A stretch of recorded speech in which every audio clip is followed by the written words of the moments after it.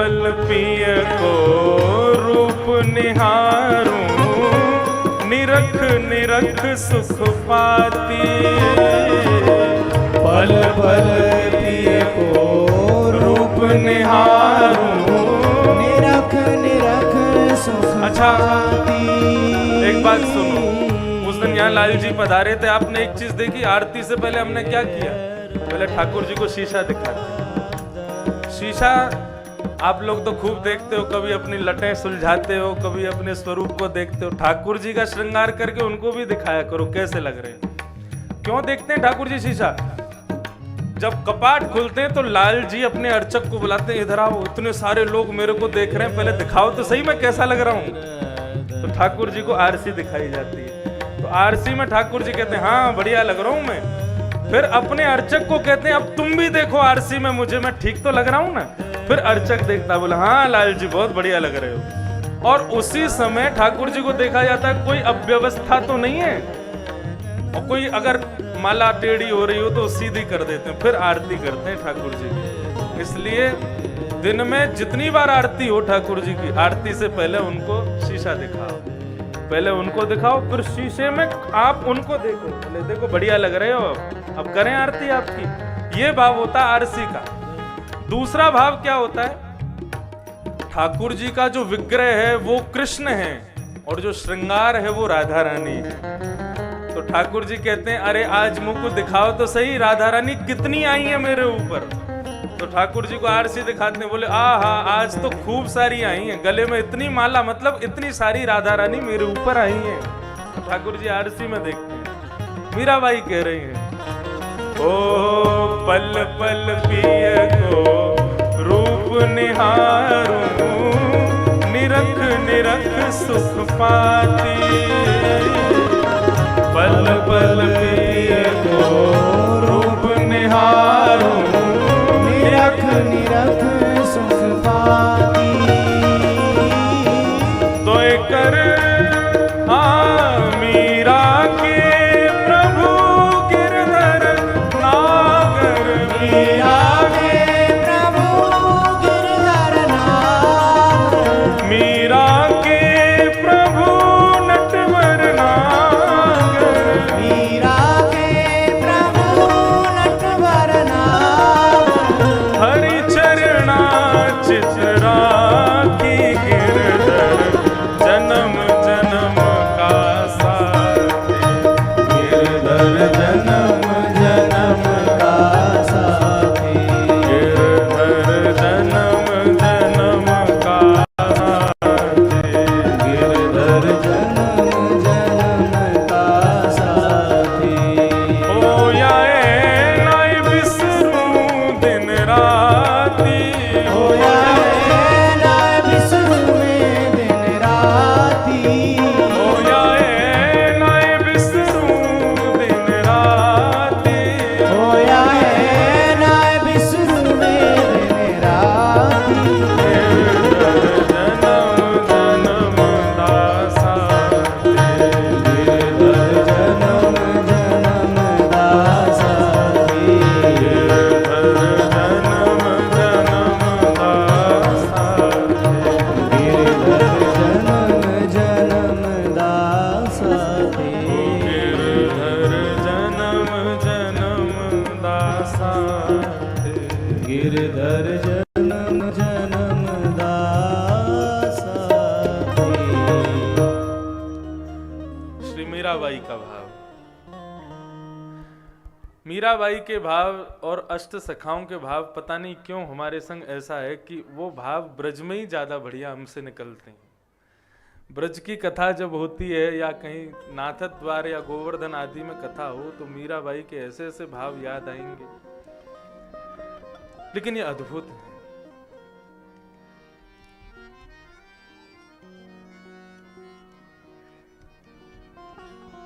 और एक और बात, ये पद पूज्य पिताजी को बहुत प्रिय है, और जब हम गाते हैं तो खूब आनंदित हो जाते हैं। इसलिए मैं फिर, वो कहते हैं कि मैं पूरा सुन ही नहीं पाता। मीराबाई का अद्भुत भाव है। पिय के बिन मोहे कल ना परत है, जानत मेरी छाती। इनके बिना मेरे को बिल्कुल भी मन ही नहीं लगता, और ये मेरी छाती जानती है कि मेरा कितना उनसे लगाव है। मीराबाई के भाव अद्भुत हैं। तो वही बात, श्री अर्जुन ने अपना पूर्ण समर्पण किया। भगवान सखा हैं अर्जुन के और सुदामा के। सुदामा के यहां पर लिखा कृष्ण स्यासीत सखा कश्चित, एक सखा हैं कृष्ण के सुदामा। जबकि सुदामा जी के पूरे हम परिचय में सुनते हैं कि कृष्ण उनके साथ तो रहते नहीं थे, जबकि सखा की परिभाषा होती है जो संग खावे, संग रहवे, संग खेले, उसको सखा कहते हैं। लेकिन शारीरिक दृष्टि से संग रहने को संग रहना नहीं कहते। हृदय का मेल हो, हृदय का संग, ये वास्तविक संग है।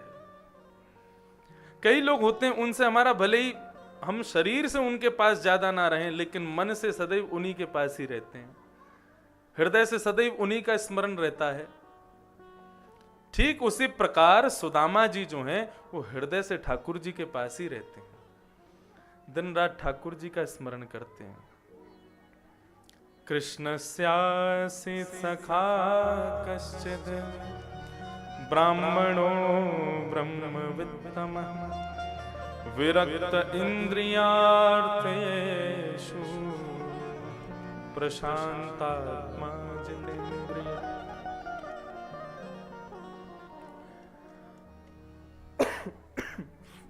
नवदा भक्ति में मैंने एक दिन कथा में बताई, नवदा भक्ति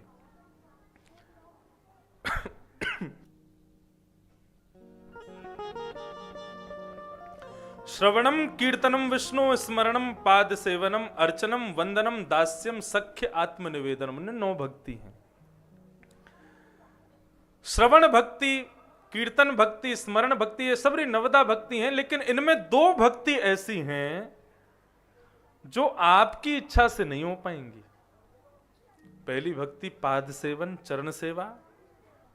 भगवान उसी को चरण सेवा देते हैं जिस पर भगवान की इच्छा हो चरण सेवा करवाने की। और दूसरी भक्ति है भगवान की सख्य।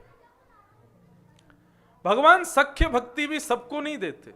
जिसके प्रति भगवान की इच्छा प्रकट हो जाए, भगवान का मन हो जाए, इससे हमें सख्य भाव रखना है, उसी को सखा बनाते हैं।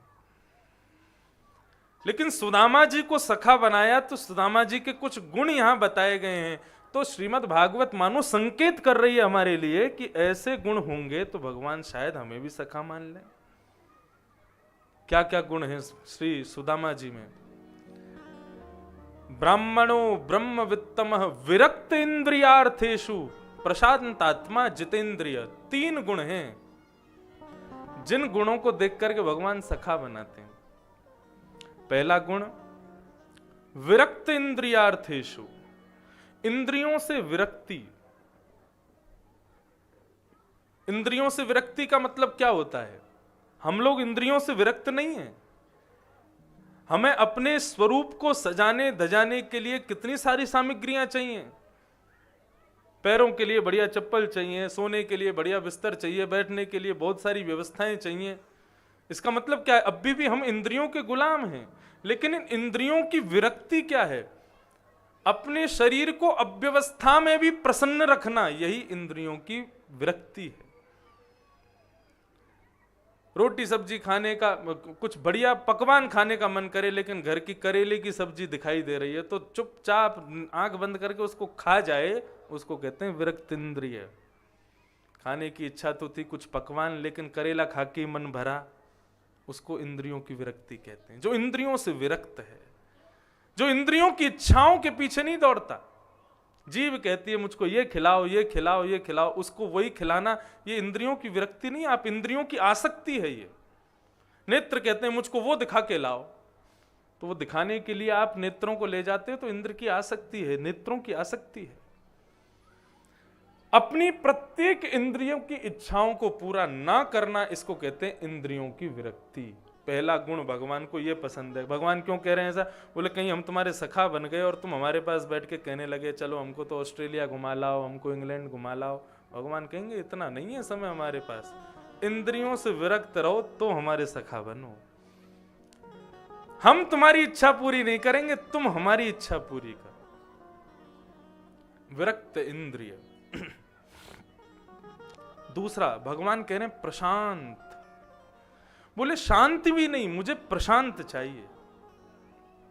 भगवान अभी हमारे घर में कैसे विराज रहे हैं? हम बोलते हैं, वो सुनते हैं, केवल शांत रहते हैं। भगवान कहते हैं यही स्थिति बदल जाए, मैं बोलूं और मेरा मित्र बैठ के सुने, मेरा भक्त बैठ के केवल सुने। अत्यंत शांत, प्रकृष्ट शांत को ही प्रशांत कहते हैं। भगवान कहते ज्यादा अपनी अपनी सुनाने वाला मुझको प्रिय नहीं है। अभी 4 घंटे कथा होती है तो यहां बैठे जितने लोग हैं वो सब कौन है? सब प्रशांत हैं, सब बैठ करके ठाकुर जी को सुन रहे हैं। भगवान कहते हैं जीवन पर्यंत इसी प्रकार जो प्रशांतता में रहता है, प्रशांत आत्मा बन के रहता है, मतलब केवल मुझे सुनता है, मेरी कथा सुनना, मेरे गुणानुवाद सुनना, मेरे कीर्तन सुनना और स्वयं शांत रहना, संसार की बातों में ज्यादा मन ना लगाना, वो मुझे प्रिय है। और तीसरा है जितेंद्रिय, अपनी इंद्रियों को जीत करके प्रत्येक इंद्रियों को भगवत भजन में लगा देना। मैंने एक दिन कथा में एक बात बताई थी, आप लोगों ने पता नहीं लिखी या ध्यान दी कि नहीं।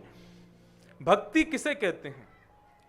मानव के भीतर जितने भी दुर्गुण हैं उन दुर्गुणों को निकालने की आवश्यकता नहीं है। अपने दुर्गुणों का केवल पथ अलग कर दो। वो दुर्गुण कब है?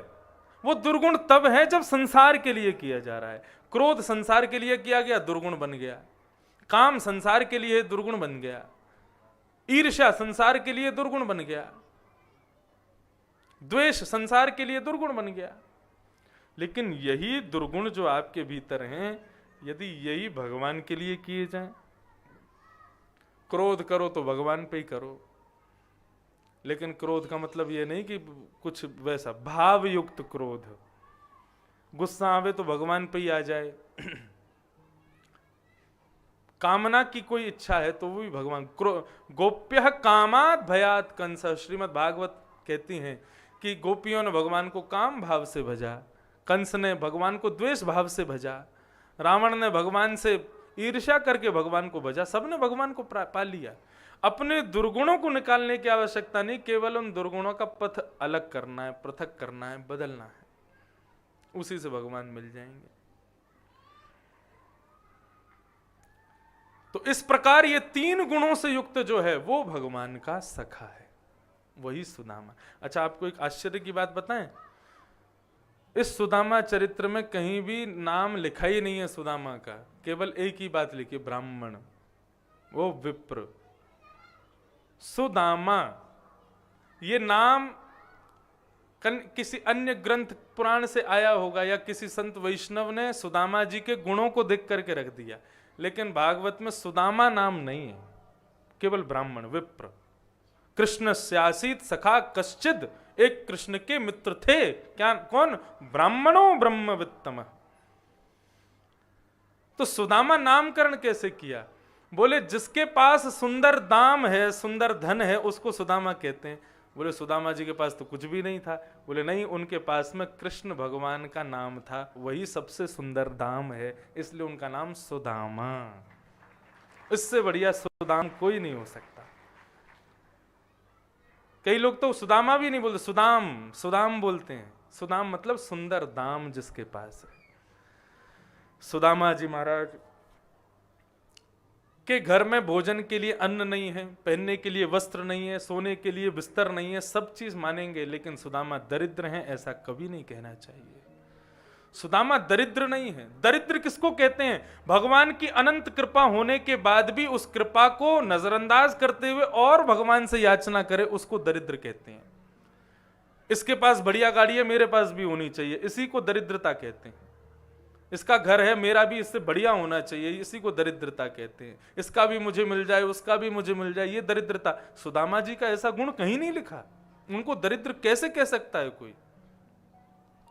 सुदामा जी महाराज की कैसी दीनता। यदि किसी दिन भोजन नहीं मिलता था तो अपनी पत्नी से कहते थे, देवी दुखी क्यों होती हो? बोले दुखी नहीं हूं, सुबह से कुछ नहीं खाया, आज कुछ मिला ही नहीं भोजन।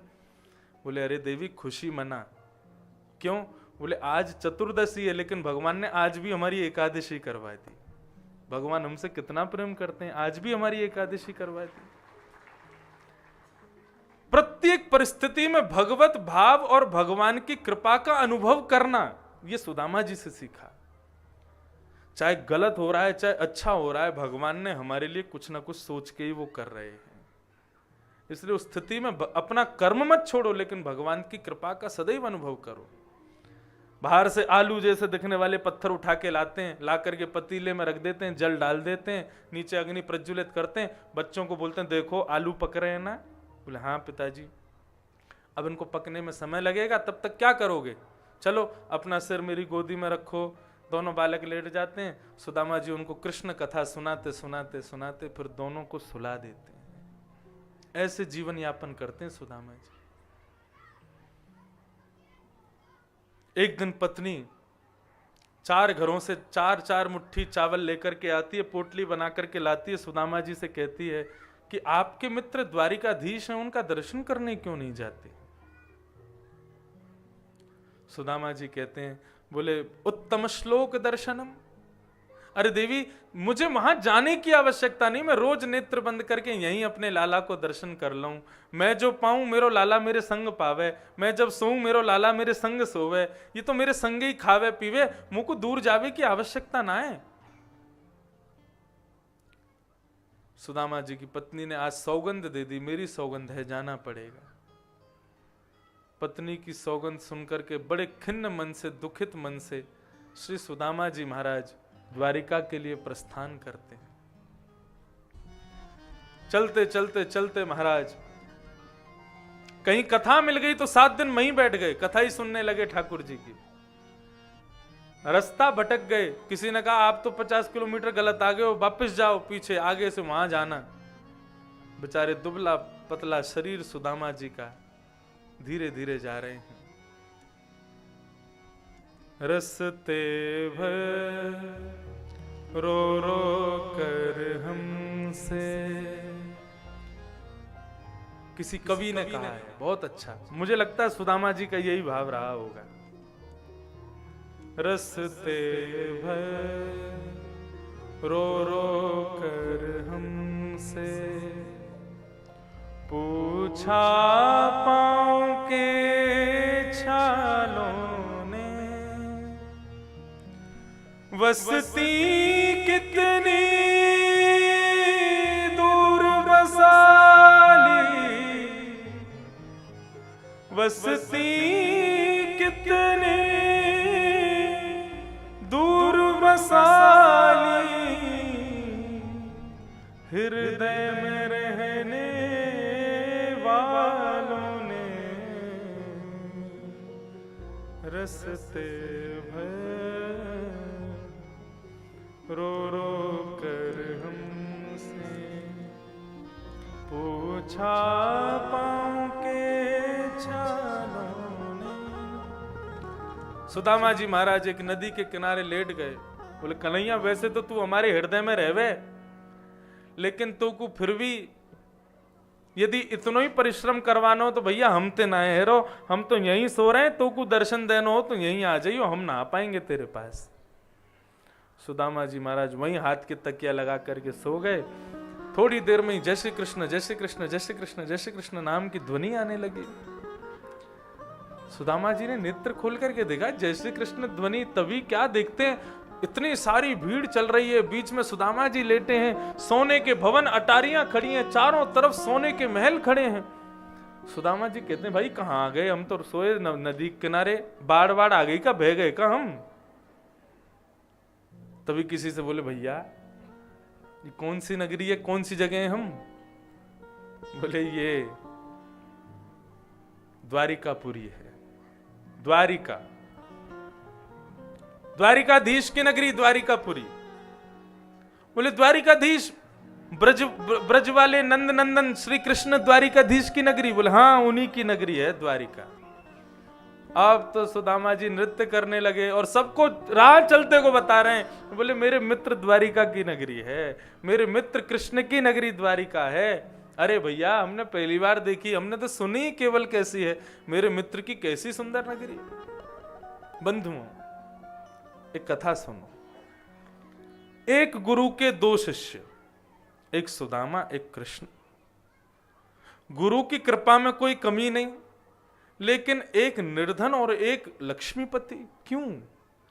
गुरु की कृपा समस्त शिष्यों पर समान होती है, तो फिर सुदामा जी पर क्यों नहीं है? भगवान कृष्ण को सुदामा जी मिले तो गुरुकुल में ही थे, इसीलिए मैं गुरु से संबंध जोड़ रहा हूं। आज भी कई जगह भ्रांति है कि सुदामा जी इनके चने खा गए थे भगवान कृष्ण के, इसलिए उनको ऐसा। पुराने लोगों की जाने क्या क्या सोचते हैं। एक कोई वैष्णव हमसे कह रहे थे, महाराज जी हमसे कोई कह रहा था महाभारत की कथा नहीं करवानी चाहिए, उससे लड़ाई हो जाती है। अरे महाभारत की कथा, महाभारत का मतलब क्या है? बोले कौरव पांडवों के बीच में सुलह हुई, उससे पूर्ण हुआ, सत्य की विजय हुई। अरे नहीं, हमें कोई बता रहा था उसके गांव में महाभारत हुई। उसके गांव में जब कोई एक गांव है वहां पे लड़ाई नहीं होती तो महाभारत कराते हैं। तो महाभारत होती सब में आपस में युद्ध शुरू होते हैं। मैंने कहा यार ऐसा क्यों सोचते हैं आप लोग? महाभारत दिव्य ग्रंथ है, आदि काव्य है भगवान वेदव्यास का।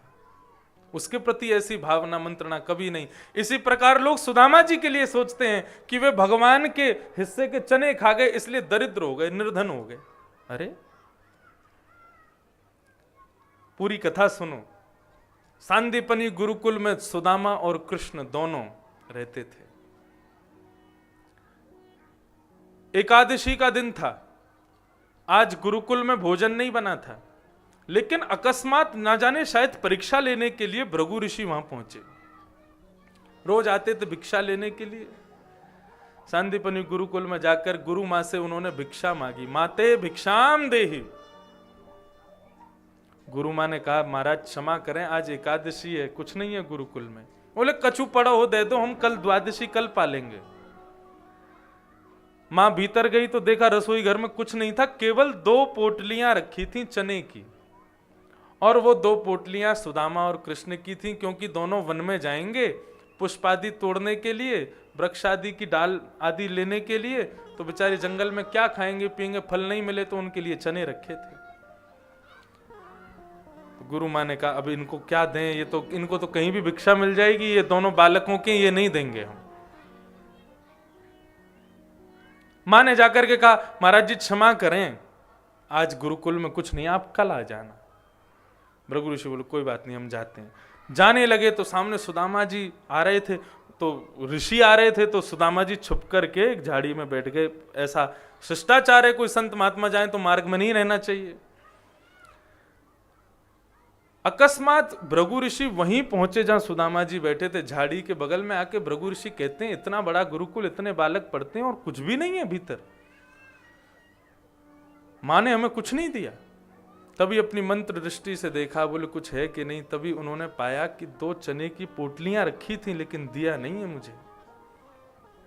भृगु ऋषि क्रोध, तुरंत कमंडल का जल हाथ में लिया। मां आज तूने एक ऋषि का अपमान किया है, उसको कुछ ना दे करके मैं भी शाप देता हूं, जो भी उन चनों को खाएगा दरिद्र हो जाएगा, निर्धन हो जाएगा, लक्ष्मीहीन हो जाएगा।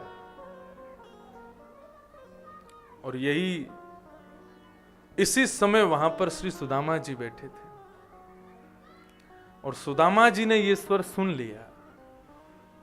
सुदामा जी के नेत्र सजल हो गए और आज वे प्रसन्न थे। बोले कि मैं सदैव सोचता रहता था अपने मित्र कृष्ण को क्या दूं क्या दूं क्या दूं। चल कन्हैया, आज अपनी मित्रता का एक परिचय तुझे दूंगा, आज अपनी मित्रता का एक उपहार तुझे दूंगा। ये चने हम दोनों के हैं, लेकिन तेरे बट का चना भी मैं खा लूंगा। मेरे बट का भी जो वैभव है, जो लक्ष्मी है, वो भी तुझे मिले कन्हैया। दोनों वन में गए, भगवान लकड़ लेकर के चल रहे थे। गुरुकुल में तो सेवा करते थे गुरु की। भगवान बोले सुदामा मेरी इच्छा हो रही है, तू चने खिलाना। मेरे हाथ में तो बहुत लकड़ियां हैं, मैं नहीं खा पाऊंगा, तू अपने हाथ से खिला दे। सुदामा जी पहले तो अपने खाते गए, भगवान बार बार बोले अभी मुंह हुए खिला दे, बोले अभी खवाऊंगा नहीं, आगे चल। अपनी पूरी पोटली खा ली सुदामा जी ने, जैसी भगवान की खिली, भगवान के हाँ भाई खिला, मुंह में डाल। सो सुदामा जी एक वियोग में, ऐसी विनोद में थोड़ा सा पास ले जाएं, फिर स्वयं खा जाएं, फिर ले जाएं, फिर स्वयं ले जाएं। भगवान को आया क्रोध, भगवान ने सारे लकड़े फेंके, बोले तू देगा कैसे नहीं। अब तो दोनों में भागदौड़ मची। सुदामा जी एक वृक्ष के ऊपर चढ़ गए, भगवान जैसे ही चढ़ने लगे सुदामा जी मुस्कुराए, लाला की ओर देखने लगे और कृष्ण को देखते हुए संपूर्ण चने उन्होंने खा लिए। किसी ने कहा चाहते तो फेंक देते, कहीं अंकुरित हो जाते, कोई और खा लेता तो सब दरिद्र हो जाते, सब निर्धन हो जाते। सुदामा जी ने स्वयं सेवन किया। इस पूरी परिस्थिति को, इस पूरी कथा को सुनकर के पहली बार जब मैंने सुना, तब मैंने क्या कहा कि ये द्वारिका स्वर्ण की नगरी भगवान कृष्ण के पास जो है, ये सुदामा की भेंट है भगवान कृष्ण को। सखा हो तो सुदामा जी जैसा, नहीं तो सखा होना ही नहीं चाहिए। हमारे गुरुदेव कहते हैं जितने कम सखा उतने कम दुखी, और जितने ज्यादा सखा उतना दुख ज्यादा। सखा हो तो सुदामा जैसा। सुदामा जी महाराज द्वारपालों के पास पहुंचे, बोले भैया हम सुदामा हैं, बहुत दूर से आए हैं अपने लाला को दर्शन करवे। द्वारिकाधीश मेरे संग गुरुकुल में पढ़े हैं, मेरे फटे वस्त्र देख करके, मेरे चमड़े को देख करके, मेरी हड्डियों को देख करके, मेरे स्वरूप को देख करके आप ये मत सोचना कि मैं कोई गरीब हूं, कुछ मांगने आया हूं। मुझे कुछ नहीं चाहिए, मैं केवल और केवल अपने लाला को दर्शन करवे आया हूं, अपने कन्हैया को दर्शन करवे आया हूं। द्वारपाल भीतर गए, भीतर जाकर के भगवान प्रसाद आरोग रहे थे। भगवान से जाकर के समस्त द्वारपालों ने कहा प्रभु, बाहर एक दीनहीन सा ब्राह्मण खड़ा है, उसके शरीर की प्रत्येक हड्डी दिखाई दे रही है, ऐसा लगता ना जाने कितने दिन से भोजन भी नहीं किया होगा, उसके वस्त्र भी जगह जगह से फटे हैं, लेकिन प्रभु वो आपको अपना मित्र बताता है और कह रहा है कि आपके संग गुरुकुल में पढ़ा था, ब्राह्मण है और ललाट देख करके लगता है त्रिकाल संध्या करता है। भगवान बोले अच्छा क्या नाम है? बोले उन्होंने अपना नाम सुदामा बताया है। जैसे ही भगवान ने सुना सुदामा आया है, भोजन कर रहे द्वारिकाधीश चिल्ला पड़े, बोले तुम सुदामा को बाहर छोड़ के आए हो? मेरा मित्र सुदामा आया है? बोले हाँ प्रभु सुदामा आए। भगवान ने भोजन की थाली छोड़ी, अपना मुकुट छोड़ा, पादुका नहीं पहनी, कूदे हैं सिंहासन से और दौड़ने लगे। महामंत्री, सेनापति, रुक्मणी, सत्यभामा, जामवती सब पीछे पीछे दौड़ रहे हैं। भाई कौन आया जिसके लिए द्वारिकाधीश दौड़ रहे हैं? सैनिक पीछे दौड़ रहे हैं। भगवान की मालाएं टूट टूट करके गिरती जा रही हैं, कानों के कुंडल कहीं गिर रहे हैं, सारे आभूषण झरझर के गिरते जा रहे हैं, लेकिन द्वारिकाधीश दौड़ रहे हैं, मेरा मित्र सुदामा आया है। मुख्य द्वार पर दीनहीन सा पतला दुबला सुदामा खड़ा है। भगवान दौड़ करके गए और जाकर के सुदामा को अपने हृदय से लगा लिया। ये दृश्य पूरा द्वारिका देख रहा है। लक्ष्मीपति द्वारिकाधीश एक निर्धन विपन्न ब्राह्मण को कैसे अपने हृदय से लगा रहे हैं, और भगवान ने इस भांति अपने हृदय से लगाया कहीं सुदामा मुझको छोड़ के चला ना जाए। भगवान बार बार सुदामा के मुखमंडल को देखते हैं, फिर हृदय से लगाते हैं, फिर देखते हैं, फिर हृदय से लगाते हैं। बहुत देर तक तो भगवान हृदय से लगा के रुदन ही करते रहे। बोले इतने दिन से कहां थे सुदामा तुम? अब चलो बाकी की बात भीतर करेंगे, चलो मेरे संग।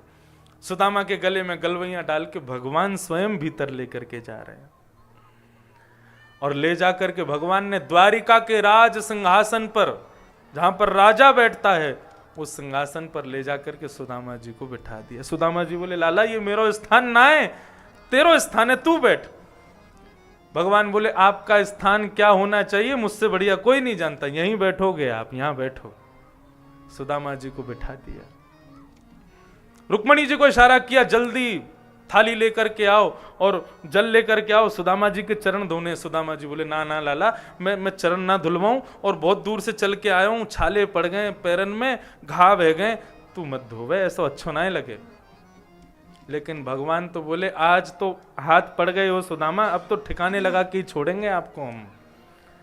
सुदामा जी, श्री लक्ष्मी जी, रुक्मणी जी परात लेकर के आई, भगवान ने सुदामा जी के चरण उसमें रखे।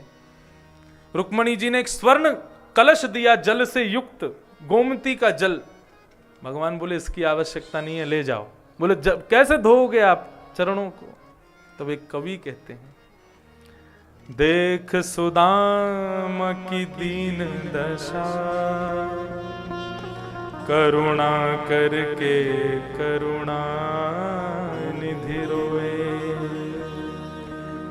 पानी परात को हाथ छुयो नहीं, नैनन के जल सो पग धोए। सुदामा जी के चरणों को देख करके भगवान को इतनी करुणा उमड़ी, इतनी दया आई सुदामा जी पर, करुणा निधान के नेत्रों के आंसू बहने लगे, और इस भांति बहने लगे कि भगवान ने अपने आंसुओं के जल से सुदामा जी के चरणों को धोया। सुदामा जी सिंहासन पर बैठे बैठे गमछा से अपना मुंह दबा रहे हैं, जोर जोर से रो रहे हैं, लाला इतनी करुणा मत करे, इतना प्रेम मत करे। पैर धोकर के रुक्मणी जी को दिया और कहा पूरी द्वारिका में प्रत्येक कोने में इस जल को छिड़कवा दो, हमारी द्वारिका पवित्र हो जाएगी। आज सुदामा के चरणों का जल हम द्वारिका वासियों को प्राप्त हुआ है। भगवान नीचे बैठे हैं और चरणों पर मल्लम लगा रहे हैं, उपचार कर रहे हैं जो घाव हो गए, और सुदामा जी से बात करते जा रहे हैं। और बताओ सुदामा, ब्याह हो गया तुम्हारा? बोले हाँ ब्याह हो गया, बालक भी हैं। भगवान बोले हमको तो बुलाया नहीं तुमने। बोले लाला अब तू राजा बन गए हो तो को कैसे बुलाते हम अपने यहाँ? तू बता तेरा ब्याह भयो कि ना भयो? भगवान बोले हमसे ये प्रश्न मत पूछो। सुदामा जी बोले क्यों नहीं पूछे? अब मत पूछो, बताएंगे बाद में। बोले नहीं नहीं बता, कहाँ है भाभी, कहाँ है? बोले एक आध हो तो बताए ना कहाँ है। जहां तक दृष्टि जा रही है सब तुम्हारी भाभी हैं ये। बोले ये सारी भाभी बैठी हैं? बोले हाँ ये दूर दूर तक सारी भाभी हैं। कितनी हैं? बोले 16,108। सुदामा जी बोले हमने एक ब्याह किया तो को नहीं बुलाया, तू हमसे लड़ रहा है, और खुद ने इतने ब्याह कर लिए, एक में भी नहीं बुलाया। भगवान बोले कई ब्याहों में तो दूल्हा भी उपस्थित नहीं था, तो भी ब्याह हो गया था। भाभी जी ने मेरे लिए क्या भेजा है? अब तो सुदामा जी को अंदर से ग्लानि होवे कि इतनी बड़ी बड़ी राजकुमारियां सामने खड़ी हैं, इनके सामने मैं पोटली कैसे दिखाऊं, फटी हुई पोटली, और उसमें भी चार घरों का चावल। भाई मित्र के यहाँ, गुरु के यहाँ, वकील के यहाँ और डॉक्टर के यहाँ खाली हाथ नहीं जाना, और बेटी के यहाँ कुछ ना कुछ लेके जाना चाहिए। मित्र के यहाँ भी जाते हैं तो कुछ तो लाना चाहिए। अब क्या लाएं? तो 4 जगह के चावल, वो भी फटी हुई पोटली में, कैसे दिखाएं सबके आगे? सुदामा जी बार बार बात पलट दें। बोले लाला तो को याद है गुरुकुल में एक बार गुरुजी ने तेरो काम देखो और देख के बोले कि भैया कन्हैया तू तो पढ़े ही ना है, बिल्कुल पढ़वे में बिल्कुल जीरो है, ऐसे करके तो बोलते याद है? भगवान बोले हमको सब याद है, ये बताओ भाभी ने क्या भेजा है? सुदामा जी बोले तो को वो याद है एक बार हम दोनों जंगल में गए, सब पटरानियां खड़ी हैं भगवान की। एक बार हम जंगल में गए, जंगल पे एक वृक्ष पे चढ़ गए, बहुत जोर से बारिश भई तो तेरे दांत कटकटाने लगे। कटकट समझते हैं? जब सर्दी लगती है दांत कटकटाते हैं ना। तो मैं तो कह रहा लाला दांत कैसे कटकटा रहे हैं? तू कह रहा सर्दी लग रही है। मैंने मुड़ के देखी तो काप आयो। बोले कन्हैया बैठो बैठो, वहां पर खजूर खाए रहे हो और मुझे कह रहे हो कि मुझे सर्दी लग रही है, याद है? बोले हाँ हमें सब याद है। अब बताओ भाभी ने क्या भेजा है? सुदामा जी बोले पीछे ही पड़ जाए एक बात के। देख रुक्मणी या कि यही गलत आदत है, एक बात है पकड़ ले फिर वही के पीछे लगो रे। पीछे से रुक्मणी जी बोली हाँ वो तो है, लेकिन पूछ रहे हैं भाभी जी ने क्या भेजा, आप दे दो। बोले ये भी अब क्या करें? इतने में भगवान ने देखा ये कुछ छुपा रहे हैं। भगवान ने हाथ बढ़ाया, बोले ये क्या है, ये देवो। निकाला तो महाराज वो फटी हुई पोटली, और भगवान ने जैसे ही खोली तो उसमें 4 घर के चावल अगर आप आज भी इकट्ठे करोगे तो सब अलग अलग मिलेंगे, छोटे बड़े बासमती अलग अलग। भगवान ने चावल देखे, देखते ही समझ गए, बोले एक एक चावल का दाना भी खुद का नहीं है, अलग अलग घर से लाए हैं। इतनी दीनता, इतनी विपन्नता। भगवान ने कहा आज तो सुदामा को हम संपन्न बना के ही छोड़ेंगे। भगवान ने एक मुट्ठी चावल खाया, मैं तीनों लोगों का साम्राज्य का सुख सुदामा को प्रदान करता हूं। अपने मन में विचार किया, बस स्वर्ग के वैभव से भी ज्यादा वैभव सुदामा के नाम करता हूं। और तीसरी मुट्ठी चावल खा के कहना चाहते थे लक्ष्मी को सुदामा की दासी बनाता हूं। लक्ष्मी रुक्मणी जी, रुक्मणी जी सब समझ रही थी क्या करने वाले। तीसरी मुट्ठी जैसे ही डाल, लक्ष्मी जी बोली नहीं हम आपके पास ही रहेंगे, हम नहीं जाएंगे। इस प्रकार सुदामा कृष्ण का खूब बढ़िया प्रेम चला। लेकिन सबसे बड़ी आश्चर्य की बात क्या थी कि सुदामा जी ने मन में विचार किया, भाई अब मैं शुरू करूं इससे कहना कि मुझे जान दे, अब कहूंगा तो मुंह को 15 दिन तो ही वैसे हिलन ना देगो, भैया चले जाओ, 15 दिन तक जान नहीं देगो, अभी नहीं जाओगे, अभी नहीं जाओगे, तो अभी से कहना शुरू कर देता हूं। सुदामा जी आदि सब भोजन आदि काके, सुदामा जी बोले अच्छा लाला अब मिल लिए, सबसे मिल भेंट हैगी, अब मैं जाऊं। सुदामा जी को था ये रोकेंगे, लेकिन भगवान बोले ठीक है फिर पधारियों, जाओ प्रस्थान करो। रुक्मणी जी पीछे से आई, भगवान का पीछे से हाथ पकड़े, बोले ऐसे थोड़ी करते हैं, अरे वो आए हैं, एक आध दिन 2 दिन तो रुको। अरे बेचारे उनके पैरों के छाले भी ठीक नहीं हुए अभी, आप कह रहे हो जाओ। नहीं तुम नहीं समझते हो, ठीक है सुदामा जी फिर आई हो, अगली बार भाभी लेके आई हो, जाओ चलो जाओ प्रस्थान करो। सुदामा जी बोले जाऊं मैं, बोले हाँ ठीक है, जय श्री कृष्ण। सुदामा जी निकल गए। रुक्मणी जी ने पकड़ लिया, बोले आप इतने निष्ठुर, इतने निर्दयी। बेचारे वो सुदामा जी आए, आपने एक रात्रि भी उनको रुकने का आग्रह नहीं किया, तुरंत भेज दिया। भगवान ने रुक्मणी जी से कहा मुझे उनकी नहीं, मुझे अपनी भाभी की चिंता है। क्यों? बोले प्राचीन काल में लोगों पर, अब पति कहीं विदेश जावे तो पत्नी आज तो फोन कर देती है, कहाँ हो, क्या कर रहे हो, कैसे हो, और फोन भी नहीं आज तो सीधा वीडियो कॉल हो जाती है, कहाँ हो दिखाना जरा, आगे पीछे क्या है सब देख लेते हैं। पति को फोन करेगी पत्नी, कहाँ हो, बोले निकला हूं दफ्तर से, बोले गाड़ी का हॉर्न बजाओ, बजाएगा, लो सुन लो आ रहा हूं। अब सुदामा जी की पत्नी बेचारी, वो कैसे पूछे सुदामा जी कहाँ हैं। तो प्राचीन काल में महिलाएं क्या करती थीं, जो आप लोग साल भर में एक दिन का करवा चौथ का व्रत रखते हो, उसका तात्पर्य क्या है कि हमारी आयु हमारे पति को मिल जाए। लेकिन आपको जान के आश्चर्य होगा, एक दिन व्रत रख करके पति के लिए व्रत रखते हैं तो केवल आपकी एक दिन की आयु मिलती है उसको, बस। रात में जब आप जल पीते हैं कि हमारे पति की आयु बढ़ जाए, लंबी हो जाए, तो केवल आपकी एक दिन की आयु मिली है उसको।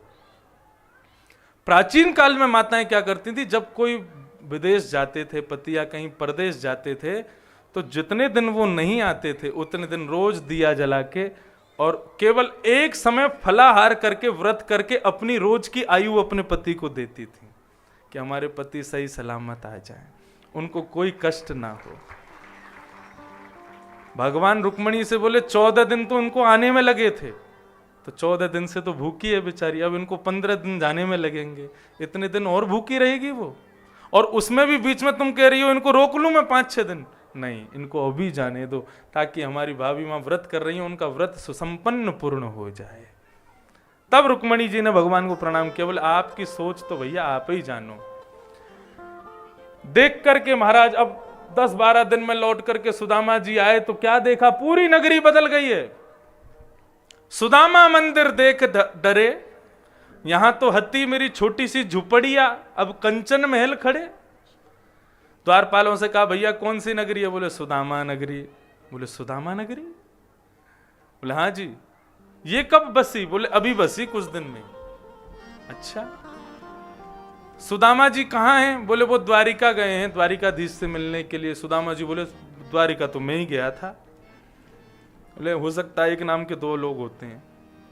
अच्छा, सुदामा जी नहीं है, उनकी पत्नी तो घर पे होगी, बच्चे तो घर पे होंगे। बोले हाँ बिल्कुल हैं। अब पूज्य पिताजी महाराज इस प्रसंगों को बहुत सुंदर सुनाते हैं।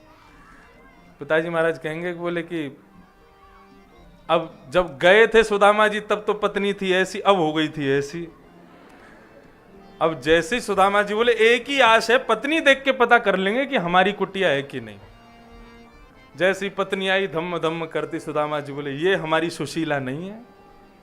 जाने लगे, बोले हम ठीक है भैया प्रणाम करें, कहीं और जगह हमारी कुटिया कर दी होगी सेठ जी ने। जैसे ही जाने लगे पीछे से आवाज आई सुदामा जी। पीछे मुड़ करके देखा तो भाभी के गले में गलवैया डाल के द्वारिकाधीश वहीं खड़े हैं। भगवान से सुदामा जी बोले कहां जा रहे हो? सुदामा जी बोले लाला तोते हमने कछु मांगो जो तने इतनो कछु दे दियो। बोले हमसे जो मांगे वाकू तो हम कछु ना दें, लेकिन जो हमसे कछु ना मांगे ना वाकू हम खुद को प्रदान कर दें, वाकू हम खुद को दे दें। भगवान से कभी कोई याचना नहीं। श्री मलुकदास जी महाराज की बड़ी बड़ी पंक्तियां, वे बहुत सुंदर बात कहते हैं। भाई नाही बंधु नाही कुटुंब कबीलो नाही। इस संसार में न कोई भाई है, ना कोई बंधु है, ना कोई मित्र है, कोई नहीं है। ऐसो कोई मित्र नाही जाके ठिग बैठे। कौन है फिर अपनो? दीन बंधु दीनानाथ, दीन बंधु दीनानाथ, दीन बंधु दीनानाथ, दीन बंधु दीनानाथ। मेरी सुध लीजिए। दीन बंधु दीनानाथ, मेरी सुध लीजिए। कहता मलुकदास छोड़ दे वीरानी आश। कहता मलुकदास छोड़ दे वीरानी आस। श्री मलुकदास जी महाराज कहते हैं सारी संसार से अपनी आशाएं छोड़ दो। रूठे चाहे राजा वासे कछु ना काजा। एक तू ही महाराजा और कौन पास जाएंगे। रूठे चाहे भाई वासे कछु ना भलाई। एक तू ही है सहाई और कौन को सराएंगे। रूठे चाहे शत्रु चाहे मित्र आठों याम, एक तेरे चरणन के नेह को निभाएंगे। जग सारा झूठा एक तू ही है अनूठा। रूठ जाए चाहे सारा जग पर तू ना रूठा चाहिए। आप कभी मत रूठो हमसे प्रभु। और तो रूठे भले रूठे पर तुम जन रूठो मालाधारी। आप हमसे कभी रूठ मत जाना प्रभु। कहता